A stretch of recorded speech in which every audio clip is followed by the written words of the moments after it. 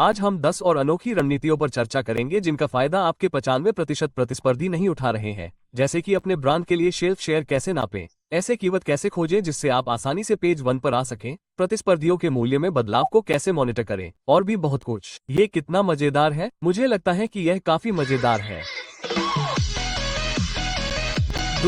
नमस्कार दोस्तों, और हीलियम 10 के सीरियस सेलर्स पॉडकास्ट के एक और एपिसोड में आपका स्वागत है।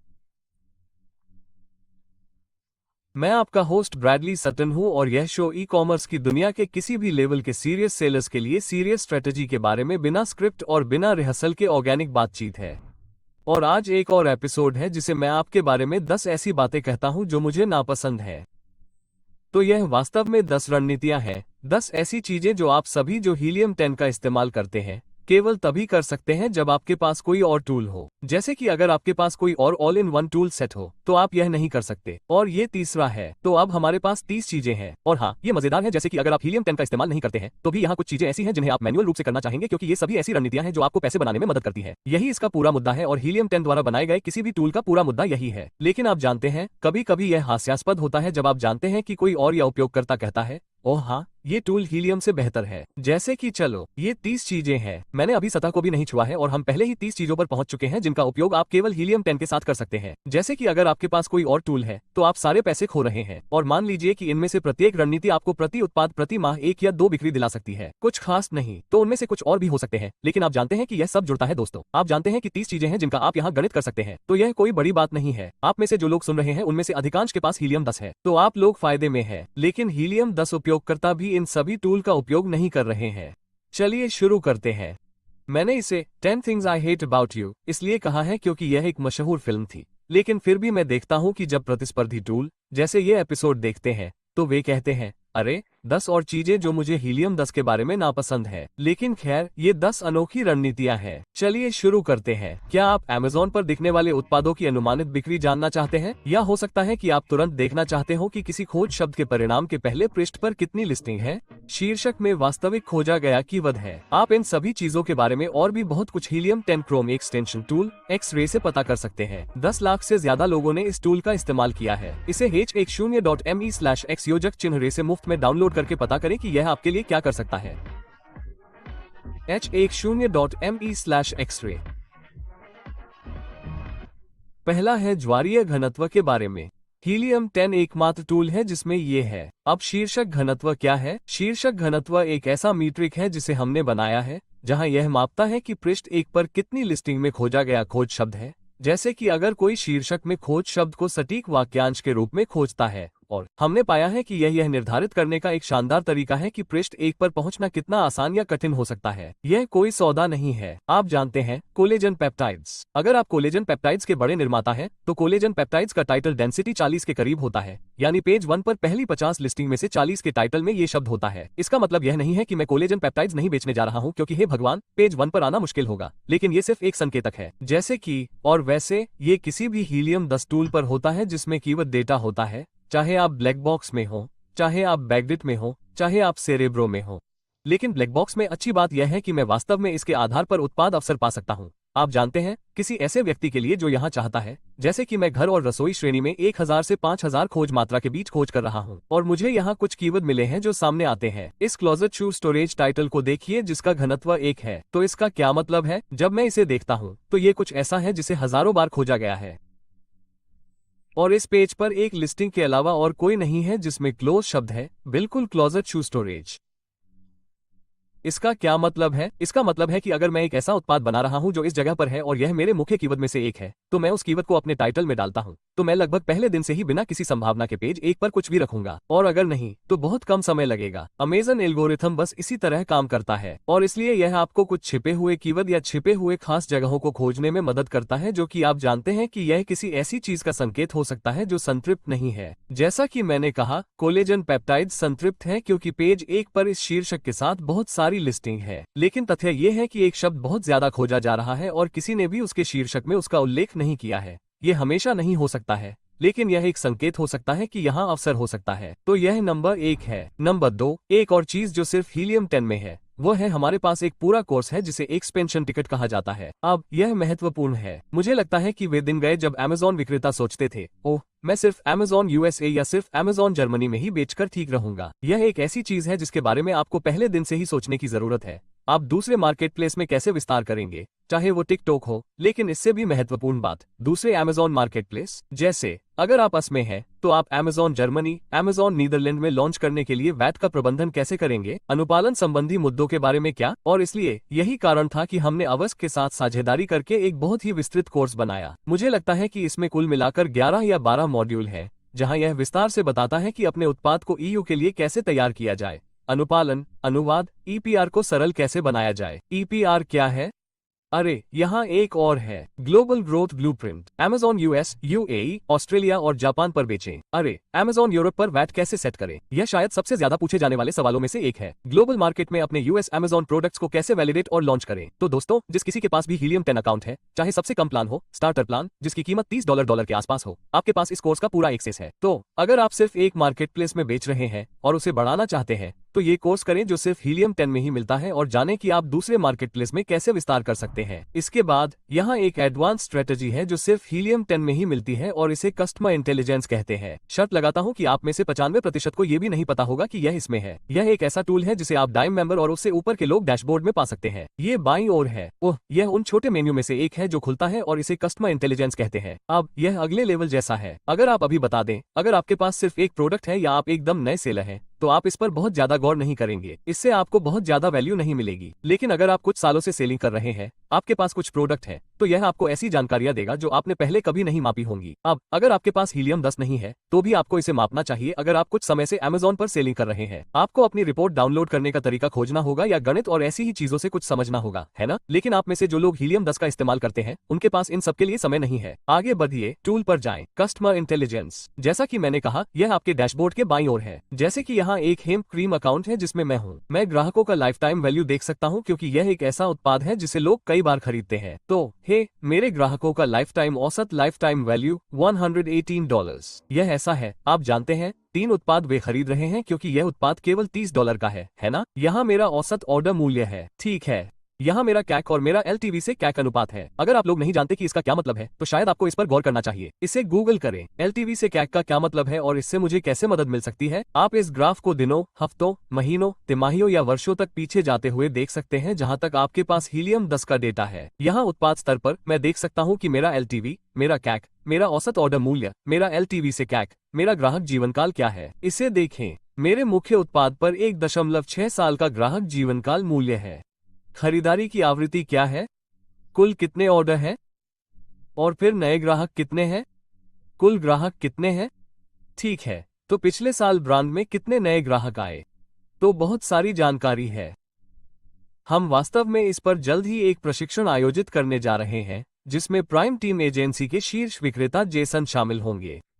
वो इस डैशबोर्ड का उपयोग कैसे करें और अपने परिपक्व ब्रांडों और सीखने के बारे में कुछ अंतर्दृष्टि प्राप्त करने के लिए इसका विस्तार कैसे करें, इसके बारे में बात करने जा रहे हैं क्योंकि यह वो प्रकार का डेटा है जो आपको ये तय करने में मदद करेगा कि आप अपने विज्ञापन और अन्य चीजों से कैसे निपटते हैं, है ना? जैसे कि अगर आप जानते हैं कि हे, आपका जीवनकाल मूल्य $120 है, तो आप इस बारे में इतना नहीं सोच रहे हैं, अरे मुझे इसके लिए 20% लागत तक नीचे जाना है या नहीं। जैसे आपको उस एलटीवी वैल्यू से होने वाली लागत के बारे में सोचना होगा, है ना? खास तौर पर अगर वे सब्सक्राइब और सेवा चीज ले रहे हैं। तो दोस्तों, अगर आप एडवांस सेलर हैं, तो कस्टमर इंटेलिजेंस पर ध्यान देना बहुत जरूरी है, ठीक है। अगली बात, आपने हाल ही में साप्ताहिक चर्चा में सुना होगा कि अमेज़न अब उत्पादों पर लेबल नहीं लगाने जा रहा है। इसका मतलब है कि आपको खुद या अपनी फैक्ट्री पर अपना बारकोड लेबल लगाना होगा। आप जानते हैं, बहुत से थोक विक्रेता वे बस यही कहते हैं, अरे मुझे सामान का एक पैलेट लेने दो, मैं इसे सीधे अमेज़न को भेजने जा रहा हूँ, मुझे बस उन्हें बारकोड लगाने के लिए 5060 सेंट देने दो, उद्धरण चिन्ह, है ना? अब ऐसा नहीं किया जा सकता। आपको ये पता लगाना होगा कि जनवरी से अमेज़न पर आने से पहले अपने उत्पादों पर बारकोड कैसे लगाया जाए। अब मैंने कभी भी अपने उत्पादों पर बारकोड नहीं लगाया है या मैंने अमेज़न से अपने उत्पादों पर बारकोड लगाने के लिए नहीं कहा है। मेरे लिए ये पैसे की बर्बादी है। मैं 60 सेंट क्यों चुकाऊंगा जब मैं इसे अपनी फैक्ट्री से करवा सकता हूँ या यहाँ मेरा अपना वेयरहाउस है। तो यहाँ मेरे पास एक थर्मल लेबल प्रिंटर है और मेरे पहले ऑर्डर पर मेरे पास उत्पाद पर बारकोड भी नहीं है क्योंकि मुझे मालदीव हनीमून लॉन्च रणनीति का उपयोग करना पसंद है जहाँ मैं लिस्टिंग तब तक नहीं बनाता जब तक कि वो बेचने के लिए तैयार न हो जाए। और इसलिए उस पहले ऑर्डर पर मेरे पास बारकोड नहीं है क्योंकि मैं लिस्टिंग बनाता ही नहीं हूँ। मेरे बाद के ऑर्डर उन सभी पर बारकोड है, आप जानते हैं, मेरी फैक्ट्री के लिए। लेकिन फिर भी यदि आप एक बारकोड डिजाइन करने की कोशिश कर रहे हैं,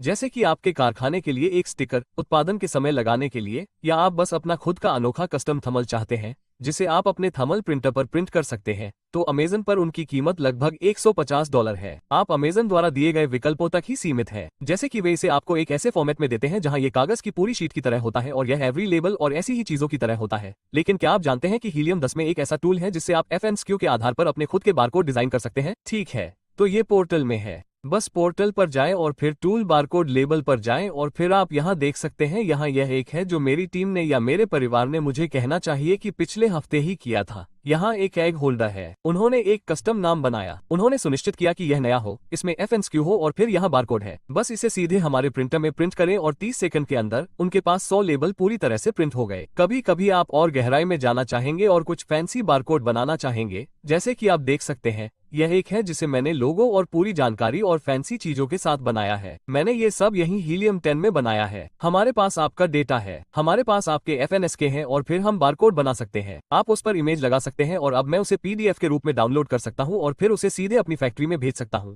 जैसा कि मैंने कॉफिन शेल्फ के लिए किया था। मैं कहता हूं, अरे इस बारकोड का इस्तेमाल अगली बार कॉफिन शेल्फ पर स्टिकर लगाने के लिए करो। तो दोस्तों, आपको ये करने के लिए किसी एजेंसी या किसी खास डिजाइनर को पैसे देने की जरूरत नहीं है, ये सब आप खुद ही कर सकते हैं। हीलियम 10 पोर्टल में इसका इस्तेमाल जरूर करें। पिकफू जैसे शानदार स्प्लिट टेस्टिंग टूल मौजूद है ना? और हम उनके बारे में सालों से बात करते आ रहे हैं। लेकिन क्या आप जानते हैं कि आप PFU का इस्तेमाल सीधे हीलियम 10 में कर सकते हैं? इसे हीलियम 10 ऑडियंस कहते हैं। तो ये बेहतर है क्योंकि आपको लाखों सब्सक्रिप्शन या अलग अलग चीजों की जरूरत नहीं पड़ती। वास्तविक PFU सेवा का इस्तेमाल करें, इसे हीलियम 10 ऑडियंस कहते हैं। और याद रखें कि यह बहुत जरूरी है। आजकल कितने लोग कन्वर्जन रेट और क्लिक थ्रू रेट के बारे में बात कर रहे हैं? यहाँ देखिए, आप में से जो लोग इसे YouTube पर देख रहे हैं, ये पुरानी तरह की मुख्य इमेज है जो हम बना रहे थे और मैंने सोचा, आप जानते हैं, मुझे इसके कुछ अलग वेरिएशन लाने होंगे। इसलिए क्योंकि मैं ये सुनिश्चित करना चाहता था कि मेरे पास सबसे अच्छी मुख्य इमेज हो, इसलिए मैंने हीलियम 10 ऑडियंस पोल किया। मैंने पाया कि वो सबसे खराब थी जो हमारे पास थी, और एक नया पोल जिसे हमने अभी अभी बनाया था उसे 72% वोट मिले।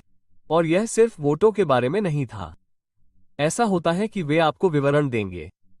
आप जानते हैं, जो लोग इन चीजों पर वोट कर रहे हैं, वे आपको विस्तार से बताएंगे कि उन्होंने अलग अलग चीजें क्यों चुनी। इसे देखिए, ओह कोई कहता है अकेला डिब्बा काफी नहीं है, दोनों साथ में अच्छे लगते हैं और इमेज में अच्छे से फिट बैठते हैं। मुझे ये पसंद है क्योंकि मैं इस व्यक्ति द्वारा लिखे गए एप्लीकेटर को साफ देख सकता हूँ। तो जैसा कि आप यहाँ देख रहे हैं, इसमें एक रोल ऑन जैसी चीज है, लेकिन पहली इमेज में इसमें सिर्फ एक डिब्बा है। आपको ये भी नहीं पता कि वो रोल ऑन कैसा दिखता है ना? तो दोस्तों, हर एक विक्रेता जो प्राइवेट लेबल है, उसे हीलियम 10 ऑडियंस का इस्तेमाल करना चाहिए। मैं यह इसलिए नहीं कह रहा हूँ क्योंकि मैं पैसे कमाने की कोशिश कर रहा हूँ, ये बहुत जरूरी है। अगर आप लॉन्च करने से पहले अपनी इमेज का स्प्लिट टेस्ट नहीं करते हैं, तो आप सैकड़ों नहीं तो हजारों नहीं तो दसियों हजार डॉलर टेबल पर छोड़ रहे हैं क्योंकि आपको कुछ भी पता नहीं है। इसे देखिए, 72% बेहतर स्कोर।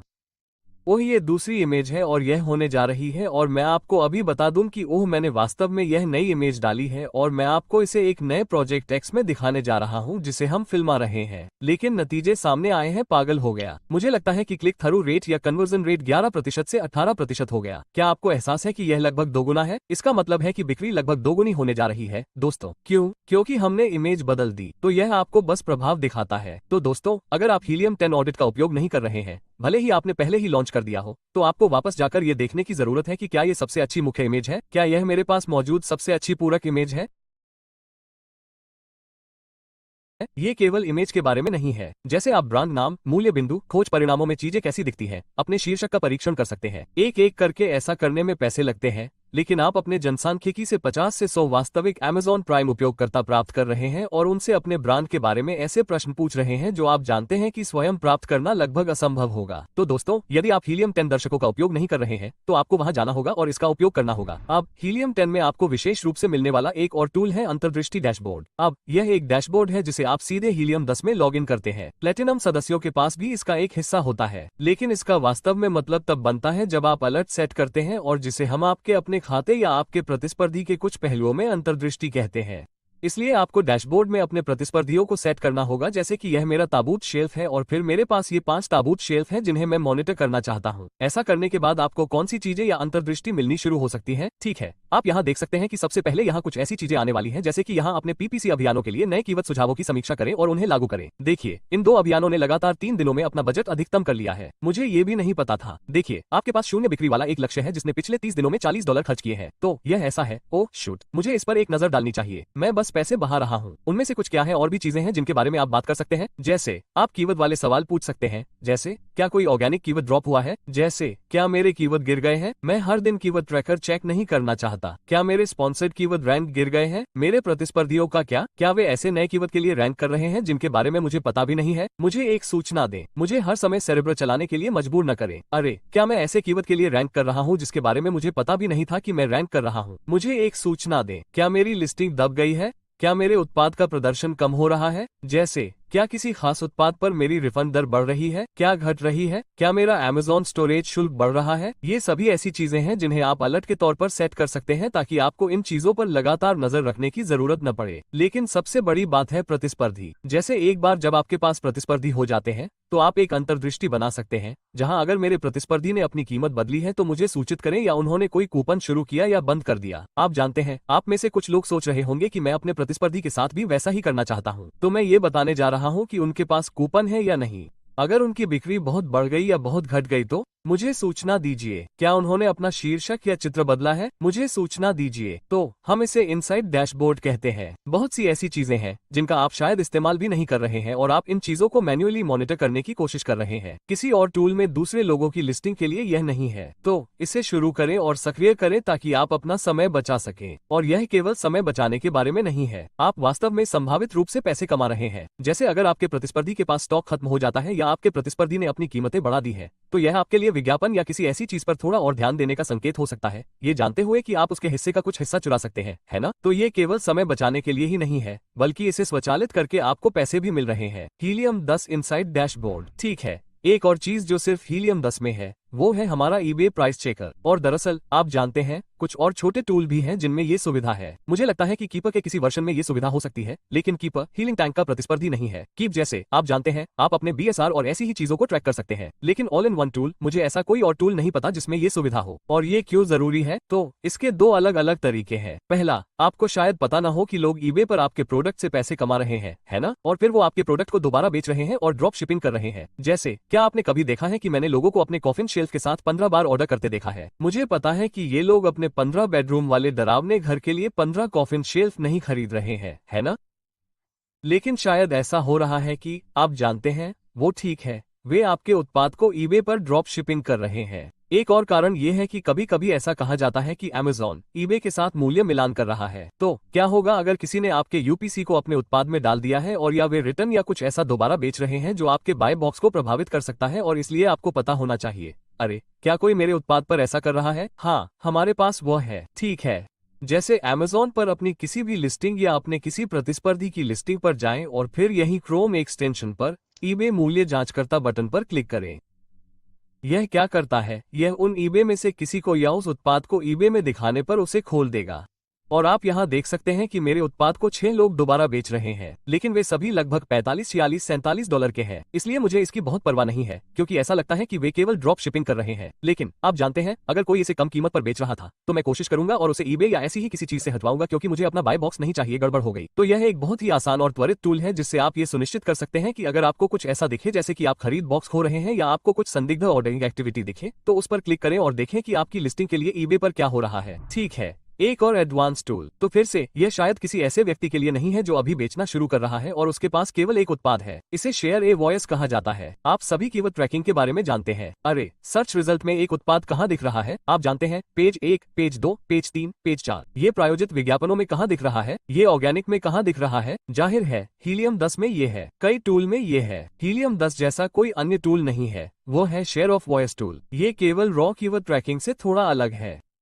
ये पेज 1 पर पाई के स्तर पर चीजों को ट्रैक करता है, केवल एक ऑर्गेनिक नहीं, बल्कि पेज 1 पर सभी लिस्टिंग का कितना प्रतिशत, जिसमें ऑर्गेनिक प्रायोजित ब्रांड भी शामिल है। आपके ब्रांड के लिए है, क्योंकि आप कई हो सकते हैं। जैसे कि आप जानते हैं, कभी कभी मेरे पास कई ताबूत शेल्फ होते हैं जिन्हें मैं बेच रहा हूं, जो पेज 1 पर कई जगह ले रहे हैं। मैं अपने कुछ मुख्य कीवर्ड या अपने कुछ मुख्य ब्रांडों में जानना चाहूंगा कि मेरे पास किस तरह का शेयर ऑफ वॉइस या शेयर ऑफ शेल्फ है। खैर, यह एक टूल है जिसे आप हीलियम 10 में पा सकते हैं। ये डायमंड प्लेनेट के लिए है। यह एनालिटिक्स के अंतर्गत है। बस शेयर ऑफ वॉइस पर जाएं और फिर उदाहरण के लिए यहाँ मेरा कीवर्ड शेयर ऑफ वॉइस है, तो मैं यहाँ देख सकता हूँ कि शायद एक कीवर्ड के लिए मुझे ताबूत शेल्फ देखने दो। सभी अलग अलग ब्रांडों के लिए शेयर ऑफ वॉइस क्या है, और मैं न केवल ये देख सकता हूँ कि यह ऑर्गेनिक शेयर ऑफ वॉइस के लिए क्या है, बल्कि मेरा पेड शेयर ऑफ वॉइस क्या है। पेड, आप जानते हैं, प्रायोजित ब्रांड, प्रायोजित डिस्प्ले, प्रायोजित ब्रांड वीडियो शामिल है। मेरा प्रायोजित उत्पाद शेयर ऑफ वॉइस क्या है, मेरा प्रायोजित ब्रांड शेयर ऑफ वॉइस क्या है। ये बहुत नीचे जाता है और इसलिए मैं कह सकता हूँ, अरे आप जानते हैं क्या, मैं बस अपने ब्रांड के बारे में बताता हूँ और इस पर मेरा ब्रांड कैसा प्रदर्शन कर रहा है। ठीक है,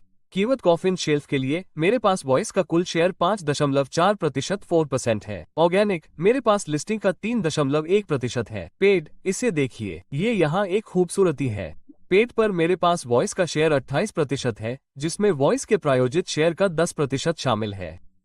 मेरे पास प्रायोजित ब्रांड है 31% और प्रायोजित ब्रांड वीडियो है मेरे पास 31% है। ठीक है, तो और मेरी विज्ञापन आवृत्ति 96% है।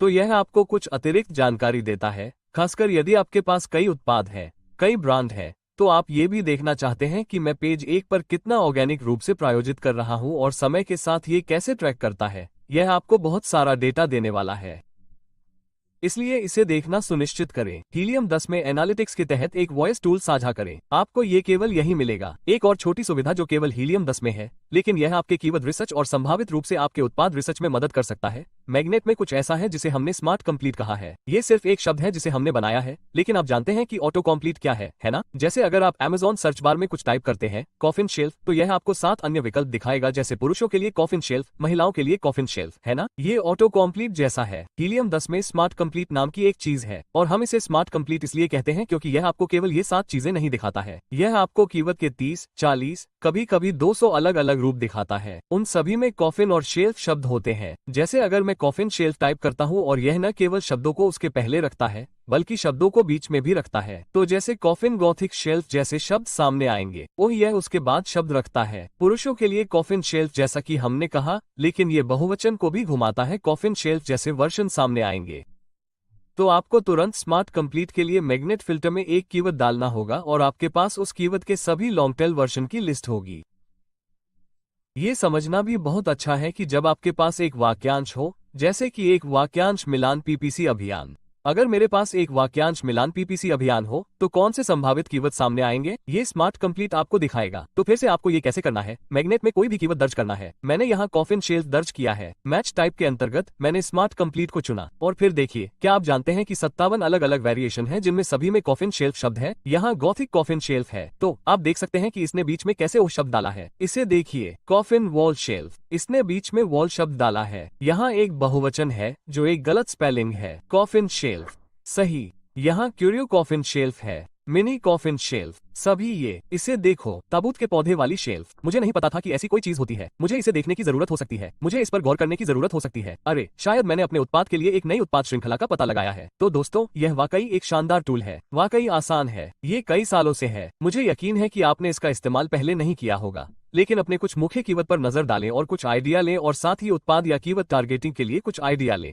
एक वाक्यांश मिलान के साथ, और समझें कि आपके द्वारा दर्ज किए गए किसी भी कीवर्ड के सभी रूप क्या है। ठीक है, आज हमारी 10वीं चीज हमारी आखिरी चीज है, जो कुल मिलाकर हमारी 30वीं है। याद रखें, हमने इनमें से 30 कर लिए हैं। दूसरे एपिसोड देखना न भूलें। टाइप करें, आप जानते हैं, 10 चीजें जो केवल हीलियम 10 में है और आपको मिल जाएंगी। लेकिन 10वीं चीज जो केवल हीलियम 10 में है वो है हमारी लिस्टिंग बिल्डर सिंक। बहुत सारे टूल्स में लिस्टिंग बिल्डर और टूल्स होते हैं जहां आप अपनी लिस्टिंग बना सकते हैं। हीलियम 10 निश्चित रूप से ऐसा करने वाला पहला नहीं था, है ना? लेकिन हम उन इकलौते टूल्स में से एक है, अगर अकेले नहीं है, जो आपको इसे सीधे Amazon से सिंक करने की सुविधा देते हैं। अब ये कुछ कारणों से महत्वपूर्ण है। सबसे पहले, कौन अपनी लिस्टिंग को एक ही जगह पर बनाना चाहेगा और फिर सब कुछ कॉपी करके Amazon पर पेस्ट कर देगा? ऐसा करने में बहुत समय लगता है, खासकर अगर आप हर कुछ महीनों में अपनी लिस्टिंग लगातार बदलते रहते हैं। आप इसे खोलने के लिए नहीं जाना चाहेंगे। लेकिन ये क्यों महत्वपूर्ण है? इसका सबसे महत्वपूर्ण कारण ये है कि आप में से कितने लोगों ने Amazon में अपनी लिस्टिंग को बदलने की कोशिश की है और ऐसा नहीं होता है जैसे आप वहां शीर्षक डालते हैं लेकिन शीर्षक अमेज़न में कभी अपडेट नहीं होता है और आपको एक केस खोलना पड़ता है, जैसे अरे ये काम क्यों नहीं कर रहा है, और वे आपसे कहेंगे ओह आपको एक फ्लैट फाइल या कुछ और बनाना होगा, है ना। और कभी कभी यह काम नहीं करता है, चाहे कुछ भी हो। किसी भी कारण से हीलियम 10 लिस्टिंग बिल्डर सिंक वास्तव में आपके एडमिन अकाउंट में आपकी लिस्टिंग को एडिट करने की तुलना में लिस्टिंग के स्वामित्व जैसा बेहतर है।